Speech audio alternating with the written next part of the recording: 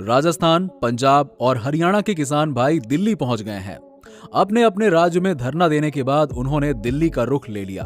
26 नवंबर को दिल्ली पहुंचकर धरना देना शुरू कर दिया, लेकिन अभी भी उनकी बातों को सरकार सुनने को तैयार नहीं है। गृह मंत्री जी कहते हैं कि हमारे पास समय नहीं है, आप बुराड़ी मैदान आए और वहीं बातचीत होगी। इधर किसान भाइयों का कहना है कि 1500 किलोमीटर दूर हैदराबाद जाकर आप भाषण दे सकते हैं और आपके पास इतना समय नहीं है कि आप हमारे पास आकर हमसे 2 मिनट बातचीत कर लें। जब 26 नवंबर को किसान भाई दिल्ली पहुंचने की कोशिश कर रहे थे तो उनको ऐसे रोका जा रहा था जैसे वो आतंकवादी हों। जब इनको अपनी बात रखने का अधिकार संविधान ही देता है, तो आखिर क्यों किसान भाइयों को अपनी बात रखने की वजह से सीने पर आंसू गैस के गोले खाने पड़ रहे हैं, पानी की बौछारें झेलनी पड़ रही हैं, लाठियां खानी पड़ रही हैं? इसमें तो ऐसे बुजुर्ग आदमी भी हैं जिनको शाहीन बाग से जोड़ा जा रहा है। क्या अगर कोई अपनी बात रखना चाहता है तो वो देशद्रोही है? क्या वो आतंकवादी है? अगर नहीं तो सरकार की आईटी सेल इन्हें आखिर खालिस्तानी, आतंकवादी, देशद्रोही और नमक हराम क्यों कह रही है? सरकारों को यह ध्यान में रखना चाहिए कि हमारे देश की 60% जनसंख्या कृषि पर निर्भर है और हमारी जीडीपी में किसान भाइयों का अहम योगदान है। अगर हमारे अन्नदाता रूठ गए तो कोई भी कंपनी, वो चाहे अंबानी की हो या अडानी की हो, हमारे देश को नहीं संभाल पाएगी। जिस तरह से किसान भाइयों को दिल्ली पहुंचने में सुरक्षा प्रदान की गई कि हर चौराहे से उनको वैलिडेटिंग से लड़ाई लड़नी पड़ी। पुलिस सेना के वो जवान जो 60 साल के बुढ़ों पर लाठियां बरसा रहे हैं, वो पुलिस जो किसान भाइयों के ऊपर ऐसे गोले दाग रहे हैं जैसे वो पाकिस्तान के बॉर्डर पर तैनात हो, वो आतंकी हैं जो देश में घुसने की कोशिश कर रहे हैं। लेकिन शायद सरकार को पता नहीं है कि ये देश भी उन किसान भाइयों का है और ये दिल्ली भी उन्हीं किसान भाइयों की है। तो जिसको उस गद्दी पर बैठाया है उसको उस गद्दी से उतार भी सकते हैं। तो ऐसा ना करें कि केंद्र सरकार को अपनी कुर्सी गंवानी पड़ जाए। अगर इतनी सुरक्षा देश के बॉर्डर पर दिखाई जाती तो हमारे देश के जवान आए दिन शहीद नहीं होते और शायद बहुत से घरों के दिए बुझते नहीं, आज जले हुए होते।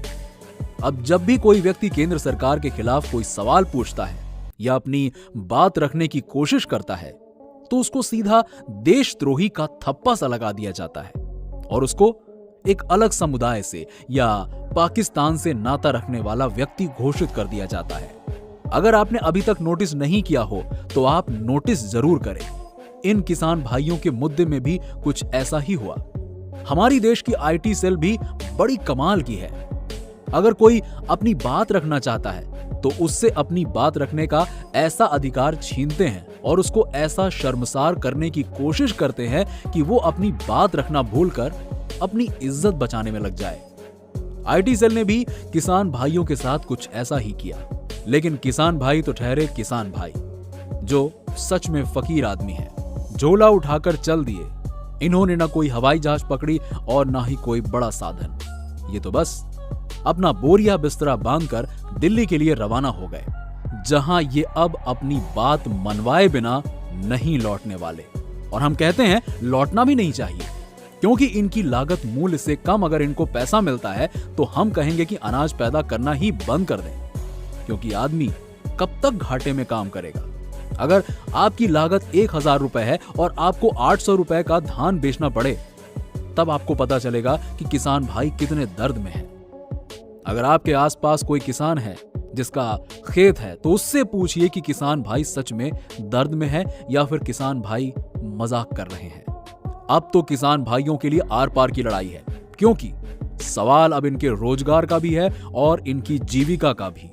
और मैं अन्य प्रदेश के किसान भाइयों से भी निवेदन करना चाहूंगा कि इस मुहिम में किसान भाइयों के साथ आएं, क्योंकि अगर आपके पैदा किए हुए अनाज का एक सही मूल्य ना मिले तो फिर आपका पैदा करना बेकार है।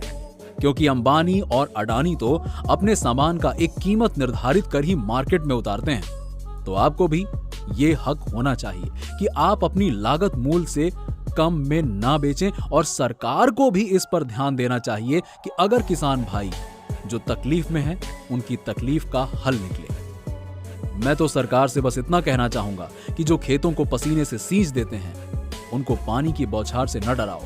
तुम्हारी वाटर कैन खाली हो जाएंगी, पर इनके हौसलों की जड़ जरा सा भी हिलने वाली नहीं है।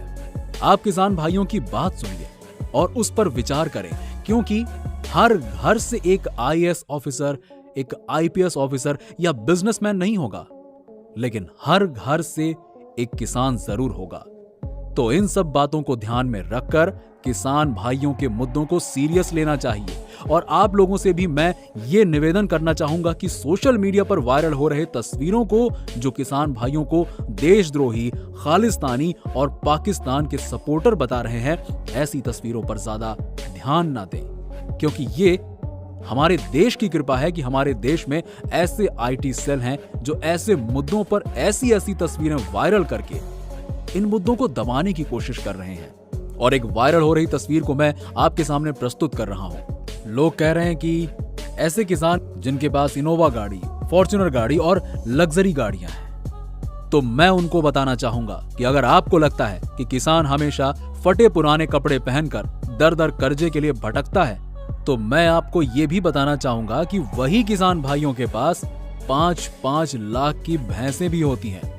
तो जरूरी नहीं है कि हर कारों में कांग्रेसी हो सकता है कि वो किसान हो। अगर आपको हमारी वीडियो अच्छी लगी हो तो वीडियो लाइक करें और कमेंट करके इस मुद्दे पर अपनी भी राय रखें, और साथ ही इस वीडियो को ज्यादा से ज्यादा शेयर करें, जिससे किसान भाइयों की थोड़ी सी मदद हो सके। अगर आप हमारे पेज पर हैं तो इसे लाइक जरूर करें। मिलते हैं अगले वीडियो में कुछ नए टॉपिक के साथ। तब तक के लिए